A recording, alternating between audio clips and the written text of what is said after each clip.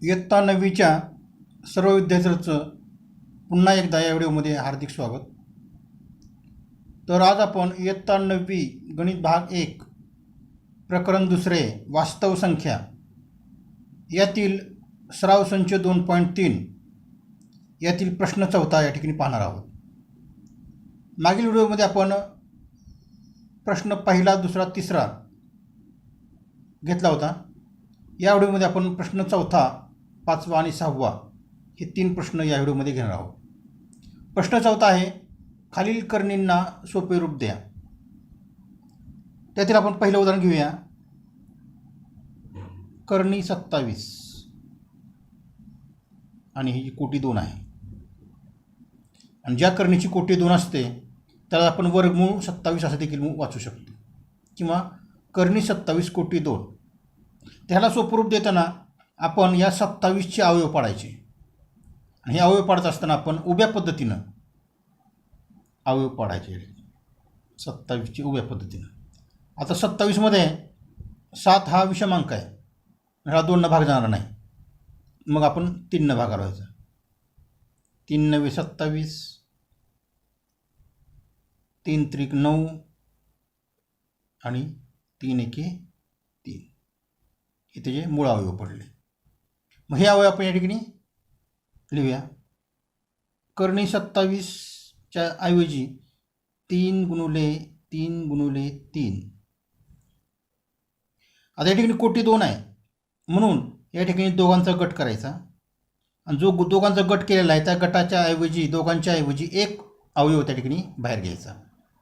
म्हणजे इथं येईल 3 करणी आणि हा 2 गटातला एक बाहेर आल्यानंतर हा राहिला शिल्लक 3. आणि पुन्हा ह्याचे अवयव पडत नाहीत म्हणून करणी 27 कोटी 2 बरोबर 3 करणी 3 हे त्याचं सोपं रूप आहे. अशा पद्धतीने आपण हे उदाहरण सोडवायचं आहे. त्यातच आपण दुसरा प्रश्न घेऊया. प्रश्न आहे, करणी 50 कोटी 2. कोटी नाही म्हणजे 2 असते, इथं कुठलाही अंक नसतो म्हणजे 2 असतो. ह्याचे देखील आपण अवयव पाडायचे. तिथं 50चे अवयव इथं यायचं आपल्याला. 50 उभ्या पद्धतीनं अवयव पाडायचे. शेवटी सम आहे म्हणून इथं 2 भाग जातो. 2 दूनी 4, 2 पंच 10, 5 5 25, पुन्हा 5ने जातो. 5 1 5. इथं लिहायचं आहे वर्गमूळ 50च्या ऐवजी हे अवयव इथं लिहायचे. 2 × 5 × 5 आणि या ठिकाणी येणार आहे कोटी 2 आहे म्हणजे 2चा गट करायचा. आणि त्या गटाच्या ऐवजी 1 5 आपण या ठिकाणी बाहेर घ्यायचा आहे, करणी चिन्हाच्या बाहेर. 5 करणी ह्या गटातला 2 5 बाहेर आल्यानंतर राहिलं 2 म्हणून या ठिकाणी करणी 50 कोटी 2 बरोबर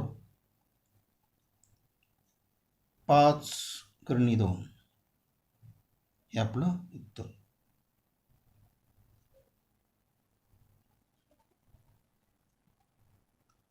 अशाच पद्धतीने आपल्याला तिसरं उदाहरण आहे.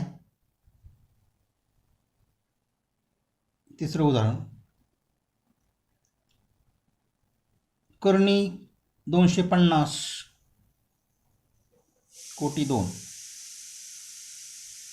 इथं देखील मूळ अवयव पाडायचे 250चे बाजूला. मूळ अवयव पाडल्यानंतरच आपल्याला या ठिकाणी बरोबर उत्तर मिळणार आहे. पहा इथे येईल समांक आहे, शेवटी 2 भागाला व्हायचा. 2 2 1 2, 2 दूनी 4, 2 पंच 10. शेवटी 5 असला की 5ने भाग जातोच म्हणून इथं 5 दूनी 10, 2 उरले 25 तयार झालं. 5 5 25, पुन्हा 5 5 25 आणि शेवटी 5 1 5. या ठिकाणी आपण करणी 250च्या ऐवजी हे अवयव लिहिलेले फॅक्टर अवयव लिहायचे. तर 2 गुणुले 5 गुणुले 5 गुणुले 5. आणि इथं कोटी 2 आहे म्हणल्यावर सारख्या 2 अवयवाचा गट करायचा.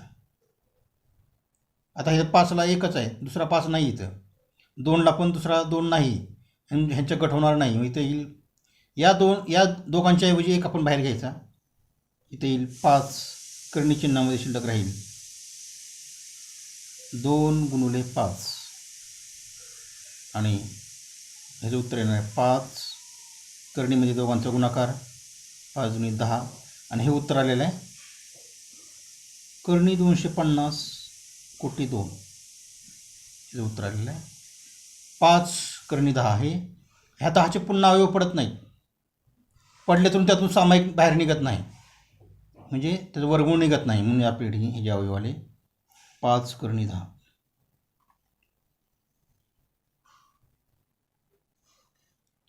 त्यानंतर प्रश्न चौथा तो आहे कर्णी 112. ह्याचे आपण अवयव पाडायचे. 112 मूळ अवयव 2 भाग जातो. बेसख 12 बेपंच 10 1 उरला बेसख 12. पुन्हा 2 जातो. बेदुनी 4 बेअट्टी 16. पुन्हा 2 बे बे बेचोक 8. पुन्हा 2 बे 7 14. आणि शेवटी 1 येईपर्यंत म्हणजे 7 1 7. तर आपल्याला अवयव मिळाले 2 गुणुले 2 गुणुले 2 गुणुले 2 गुणुले 7. इथं लिहायचं आहे कर्णी 112च्या ऐवजी हे अवयव सर्व लिहून टाकायची. तर 2 गुणुले 2 गुणुले 2 गुणुले 2 गुणुले 7. कोटी 2 आहे म्हणून दोघांचे गट करायचे सारख्या अवयवाचे. इथे एक गट झाला, इथे एक गट झाला. प्रत्येक गटातून एकच अवयव बाहेर काढायचा कर्णी चिन्हाच्या बाहेर. आता ह्या दोघांच्या ऐवजी 2 येणार, ह्या दोघांच्या ऐवजी 1 2 बाहेर येणार. इथे येईल 2 गुणुले 2. या 7ला कोणताही जोडीदार नाही म्हणून या ठिकाणी कर्णी 7 शिल्लक राहणार. पुढं 2 गुणिले 2 म्हणजे 4 वर्गमुळात 7. आणि हे अवयव आले कर्णी 112. आणि ह्याला आपण उत्तर, हे आपलं उत्तर, कारण इथं 7चे पुन्हा अवयव पडत नाही. त्यानंतर 5वं उदाहरण. पहा. उदाहरण आहे कर्णी 168. कर्णी 168 कोटी 2. ह्याची देखील आपल्याला सोपं रूप देताना त्याचे मूळ अवयव पडायचे. 168 परत इथं 2 भाग जातो. बेअट्टी 16 बेचोक 8. पुन्हा बेचोक 8 बेदुनी 4. पुन्हा बेदुनी 4 बेकी बे. आता 3 भाग जाईल. 3 7 21 आणि 7 1 7. म्हणून या ठिकाणी कर्णी 68च्या ऐवजी या ठिकाणी 2 गुणुले 2 गुणुले 2 2 गुणुले 2 गुणुले 2 गुणुले 3 गुणुले 7. 2 2चे गट करायचे. आणि ह्याला 2ला जोडदार नाही. 3 ही सिंगलच आहे आणि 7 ही सिंगलच आहे. या ठिकाणी एकच गट बाहेर निघेल. इथे येईल 2 कर्णी. इथे येईल 2 गुणुले 3 गुणुले 7. आता येतं कोणताही अवयव बाहेर घेता येत नाही आपल्याला, मग ह्यांचा गुणाकार करायचा. इथे येईल 2 कर्णी 2 6 6 42. हे आलं कर्णी 168 त्याचं सोपूर.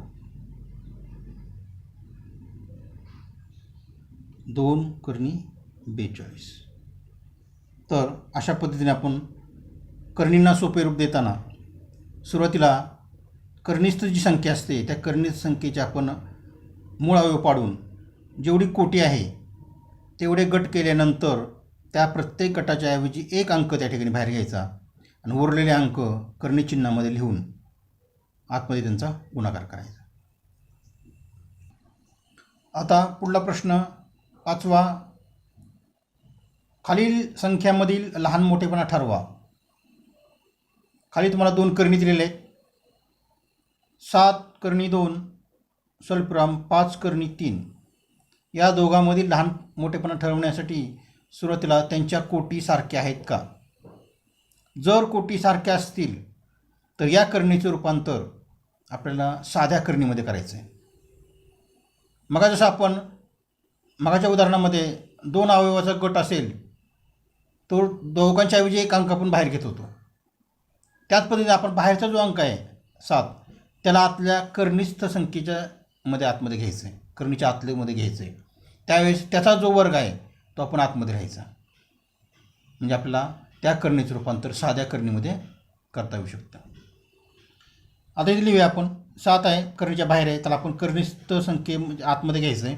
त्यासाठी त्याचा वर्ग आपण करायचा आहे. इथं येईल कर्णी 7चा वर्ग 49 गुणुले 2ला 2. पुढं त्याचप्रमाणे 5चा वर्ग 25, त्याला आतमध्ये घेतल्यानंतर इथे येणार 25. इथे येईल 5चा वर्ग 25 गुणुले 3. आणि आता करणीमध्ये 49 गुणिले 2 म्हणजे 98 आणि 25 गुणिले 3 म्हणजेच कर्णी 75. ज्यावेळेस दोघांची कोटी समान असते आणि कर्णिस्थ संख्या वेगवेगळी असते, या कर्णिस्थ संख्येवरून आपल्याला यांचा लहान मोठेपणा ठरवता येतो. आता यामध्ये आपल्याला असं दिसतंय की 98 मोठं आहे 75 पेक्षा. आतल्या संख्येवरून कर्णिस्थ संख्येची आपण तुलना करायची. जी संख्या मोठी असते त्या बाजूची कर्णी मोठी असते. आता इथं पहा 98 मोठा आहे म्हणजेच या बाजूची कर्णी म्हणजे ही कर्णी मोठी आहे. म्हणून 7 कर्णी 2 मोठं आहे 5 कर्णी 3 पेक्षा. म्हणजे कर्णिस्थ संख्येवरून आपल्याला या कर्णीचा लहान मोठेपणा ठरवता येतो. मात्र त्या कर्णीची कोटी अगोदर समान असावी लागते. यासारखं दुसरं उदाहरण तुम्हाला दिलेलं आहे त्यांनी. ते आहे कर्णी 247 स्वल्पविराम कर्णी 274. आता या करणीमध्ये यांची तुलना करत असताना या करणीच्या बाहेर कोणतीही संख्या नाही, त्यामुळे आतमध्ये आपल्याला करणीमध्ये आणण्याचा प्रश्न उद्भवत नाही. इथं देखील करणीच्या बाहेर कोणतीही संख्या नाही. या कर्णिस्थ संख्येवरून आपल्याला त्यांचा लहान मोठेपणा ठरवतो. आता या ठिकाणी कर्णिस्थ संख्या आहे 247, इथं आहे 274. तर आपण यांची जर तुलना केली तर 247 लहान आहे 274 पेक्षा. म्हणून या ठिकाणी ही बाजू मोठी आहे म्हणजे या बाजूची कर्णी मोठी असणार. म्हणून लिहायचं आहे कर्णी 247 लहान आहे कर्णी 274 पेक्षा. म्हणजे अगोदर करणीचा लहान मोठा ठरवण्यासाठी आपण त्या करणीचं रूपांतर साध्या करणीमध्ये करायचं आहे आणि पुन्हा त्यांच्या करणीच्या संख्येवरून तुलना करून आपल्याला त्या करणीचा लहान मोठेपणा ठरवता येतो. यातलंच तिसरं उदाहरण दिलेलं आहे. 2 कर्णी 7 स्वल्पविराम कर्णी 28. आता या करणीच्या बाहेर कुठलाही अंक नाही, इथं मात्र आहे. म्हणजे याचा रूपांतर आपल्याला आतमध्ये घेतल्यानंतर इथं येईल कर्णी 2चा वर्ग आहे 4 गुणुले 7 आणि इथे कर्णी 28. तर याचा लहान मोठेपण ठरवण्यासाठी आपल्याला हा गुणाकार करून घ्यावा लागेल. पहा कर्णी 7 चौक 28 स्वल्पविराम, इथं देखील कर्णी 28. आता आतमध्ये जर पाहिलं कर्णी संख्या 28 आहे तर 28 आहे, म्हणून आपल्याला म्हणता येईल 28 बरोबर 28 हे समानच आहे. जर दोन कर्णी समान असतील, 8 कर्णीची संख्या समान असतील आणि कोटी जर समान असेल तर त्या दोन्ही कर्णी सारख्या असतात, म्हणून याच्यावरून आपल्याला म्हणता येईल या दोघांमध्ये समान संबंध आहे. म्हणून ते येईल 2 कर्णी 7 बरोबर कर्णी 28. म्हणजे त्यांच्यामध्ये समानता या ठिकाणी दिसून येते. त्यानंतर चौथं उदाहरण आहे पहा. 5 कर्णी 5, 5 कर्णी 5 स्वल्पविराम 7 कर्णी 2. आता यामध्ये बाहेर 5 आहे, बाहेर 7 आहे. 5चा वर्ग 25 आतमध्ये जाणार, 7चा वर्ग 49 आतमध्ये कर्णी चिन्हामध्ये जाणार, इथे येईल. म्हणून कर्णी 5चा वर्ग 25, 5चा वर्ग 25 गुणिले 5 स्वल्पविराम 7चा वर्ग 49 गुणिले 2. पुढं 25 गुणिले 5 म्हणजे 125 आणि 49 गुणिले 2 म्हणजे 98. आता 125 98ची तुलना केल्यानंतर 125 मोठा आहे 98पेक्षा, म्हणून ही बाजू मोठी असणार, म्हणजे ही कर्णी मोठी असणार. इथे येईल 5 कर्णी 5 मोठी आहे 7 कर्णी 2पेक्षा. तर अशा पद्धतीने हे उदाहरण आहे. यातलं आपण 5वं उदाहरण पहा. 5वं उदाहरण दिलेलं आहे 4 कर्णी 42 स्वल्पविराम 9 कर्णी 2. इथे त्याचप्रमाणे कर्णीच्या बाहेर 4 आहे, कर्णीच्या बाहेर 9 आहे, आतमध्ये दिल्यानंतर 4चा वर्ग 16 आतमध्ये जाणार, 9चा वर्ग 81 आतमध्ये जाणार. इथे येईल कर्णी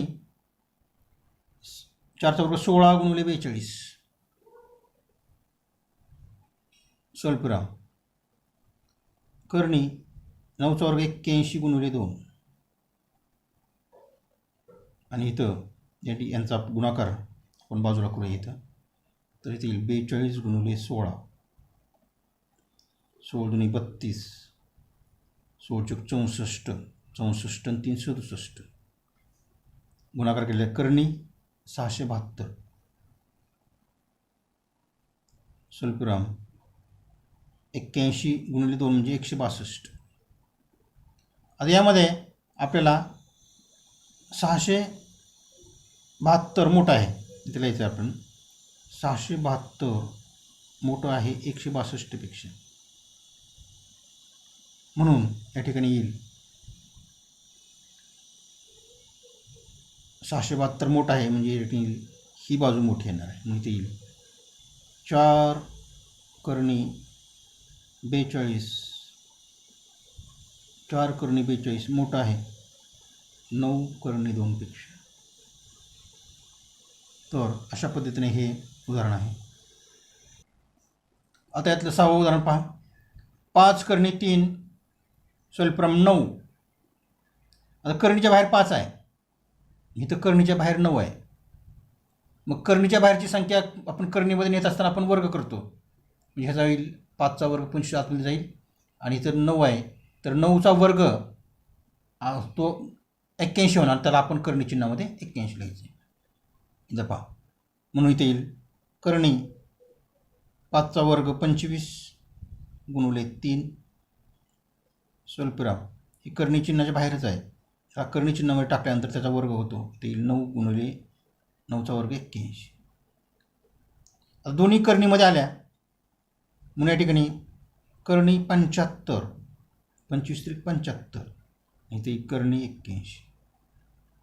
आता या कर्णीच्या संख्येची जर तुलना केली आपण तर 75 हे लहान आहे 81पेक्षा, म्हणून ही बाजू लहान आहे म्हणजे ही बाजू लहान येणार. इथे येईल 5 कर्णी 3 लहान आहे 9. तर हा संबंध यामध्ये आपल्याला दिसून येतो. त्यानंतर सातवं उदाहरण आहे 7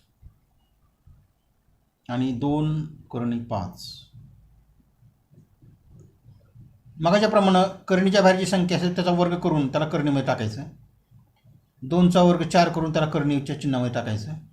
इथे येईल 7चा वर्ग 49 म्हणायला करणी 49 आणि इथे येईल करणी 2चा वर्ग 4 गुणिले 5. इथे येईल करणी 49 करणीच्या संख्याचा गुणाकार येतो 20. आता 49 आणि 20ची तुलना करताना 49 हे 20पेक्षा मोठा आहे. 20पेक्षा म्हणून ही बाजू या ठिकाणी मोठी येणार. म्हणून उत्तर येणार आपलं 7 मोठा आहे 2 करणी 5पेक्षा.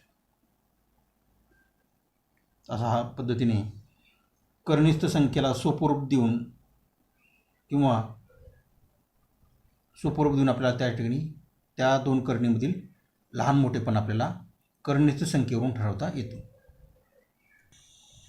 आता पुढला प्रश्न 6वा प्रश्न आहे सोपे रूप द्या.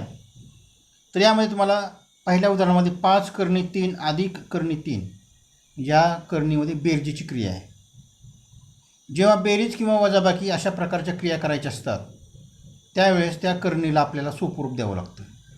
म्हणजे करणीस्थ संख्या जर समान असेल किंवा त्या करणी सजातीय करणी आपल्याला करून घ्याव्या लागतात. सजातीय करणी केल्यानंतर आपल्याला बेरीज किंवा वजाबाकी या क्रिया आपल्या करणीवर करता येतात. आता इथं या दोन्ही करणी सजातीय आहेत. करणीस्थ संख्या समान आहे म्हणजे त्या दोन्ही करणी सजातीय आहेत. मग त्या सजातीय करणी असेल तर त्यांची बेरीज करताना ती सजातीय करणी आहे तशी मांडायची आणि करणीच्या बाहेर जी संख्या आहे त्या दोघांची बेरीज करायची. इथे येईल बरोबर करणीच्या बाहेर 5 आहे, इथं करणीच्या बाहेर नाही म्हणजे 1 आहे. पहा सॉरी या उदाहरणामध्ये 5 करणी 3 आणि इथं आहे 8 आहे. पहा सॉरी उदाहरणामध्ये 8 आहे. पहा म्हणजे इथं 8 आहे करणीच्या बाहेर, इथं आहे 5. ह्या दोघांच्या अगोदर बेरीज करायची कारण करणीची संख्या समान आहे. इथे येईल कंसात 5 अधिक 8 आणि ही करणीची संख्या जी आहे किंवा करणी जी आहे ती आहे तशी मांडायची. इथं 8 आणि 5ची बेरीज येते 13 करणी 3. अशा पद्धतीने ह्या 2 करणीची बेरीज करण्यासाठी आपल्याला त्या ठिकाणी त्या दोन्ही करणी सजातीय असाव्या लागतात. जर सजातीय नसतील तर ते आपल्याला सजातीय करून घ्याव्या लागतात. पुन्हा आपल्याला त्याच्यावर बेरीज किंवा वजाबाकी क्रिया आपल्याला करता येते. आता यानंतर आपण पाहूया प्रश्न दुसरा. त्यातला दुसरा प्रश्न तो आहे 9 करणी 5 वजा 4 करणी 5 अधिक करणी 125. सुरुवातीला त्या करणी सजातीय आहेत का? वर्गमुळात करणी 5 इथं करणी 125 आहे. याचं रूपांतर आपल्याला सजातीय करणीमध्ये करण्यासाठी याला आपल्याला सोपरूप द्यावं लागणार आहे. तर आपल्याला माहिती आहे 25चा आणि 5चा गुणाकार 125 येतो. त्यातल्या 25चं कोटी 2 आहे म्हणून वर्गमूळ आपल्याला बाहेर काढता येतं. इथं लिहायचं आहे बरोबर 9 करणी 5 आहे तेच मांडायचं आहे वजा 4 करणी 5 आहे तेच मांडायचे कारण त्यांची करणीची संख्या समान आहे. इथं मात्र आपल्याला अधिक या 125चं रूपांतर 25 गुणिले 5 त्यातल्या कोटी 2 आहे म्हणजे आपल्याचं वर्गमूळ आपल्याला बाहेर काढता येईल. इथं येईल 9 करणी 5 वजा 4 करणी 5 अधिक 25चं वर्गमूळ 5. इथे येईल 5 करणी 5. आता तिन्ही ठिकाणी करणीची संख्या समान आली म्हणजे ती सजातीय करणी झाली. सजातीय करणी असेल तर आपल्याला त्यांची बेरीज किंवा वजाबाकी करण्यासाठी या ठिकाणी 9 करणीच्या बाहेरच्या संख्येची 9 वजा 4 अधिक 5 इथे लिहायचं आहे. म्हणून बरोबर कंसात 9 वजा 4 करणीच्या बाहेरच्या संख्येची वजाबाकी आणि पुन्हा ह्याची बेरीज अधिक 5 कंसात या ठिकाणी येईल करणी 5.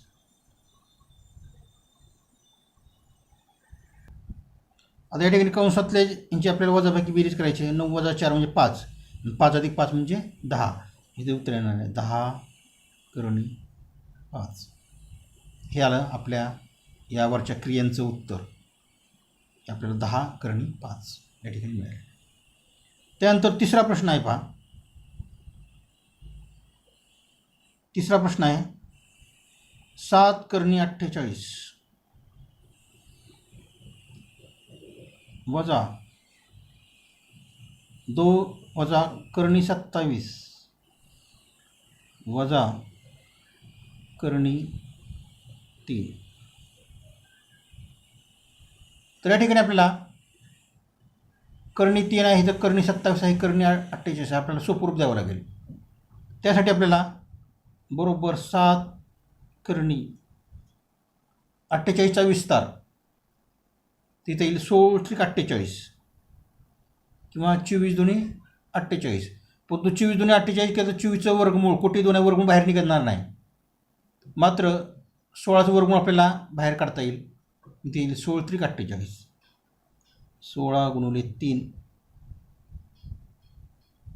वजा आता 27ला आपल्याला सोपरूप देताना 9 त्रिक 27 त्यातले 9चं वर्गमूळ कोटी 2 म्हणजे वर्गमूळ आपल्या बाहेर 3 काढता येईल. इथे येईल 9 त्रिक 27 आणि वजा. तर ही सोप्या रूपातील करणी आहे, ह्याचे पुन्हा नाव पडत नाही. तर इथे येईल बरोबर 7ला 7 आणि 16चं वर्गमूळ 4 म्हणजे गुणुले घेते बाहेरचे, गुणुले 4 बाहेर घ्यायचं 4 कारण 4चा वर्ग 16 आहे. इथे येईल करणी 3 वजा 9चं वर्गमूळ 3 बाहेर घ्यायचं आहे 3 करणी 3 आणि ते राहणार तेच करणी 3. आता या ठिकाणी करणीच्या बाहेर नाही म्हणजे 1 असतो पहा. आता इथं सजातीय करणी झाली, करणी 3 करणी 3 करणी 3. आपल्याला या ठिकाणी हा गुणाकार करून घेऊ. 7 चौक 28 करणी 3 वजा 3 करणी 3 वजा करणी 3. आता या ठिकाणी सजातीय करणी आली पाहिजे. मी तर लिहायचं आहे ह्यांची 28 वजा 3 आणि इथं नाही म्हणजे 1 आहे कंसात. इथं लिहायचं आहे कंसात 28 वजा 3 वजा 1 आणि इथं करणी 3. आता ह्यांची वजाबाकी करायची. 28 वजा 3 25, 25 वजा 1 म्हणजे 24 म्हणजे आपल्याला उत्तर मिळालं बरोबर 24 करणी 3. 24 करणी 3. तर अशा पद्धतीने करणींना सोपे रूप देऊन सजातीय करणीमध्ये रूपांतर करून आपल्याला त्या करणीवर कोणतीही क्रिया बेरीज वजाबाकी क्रिया अशा पद्धतीने करता येते.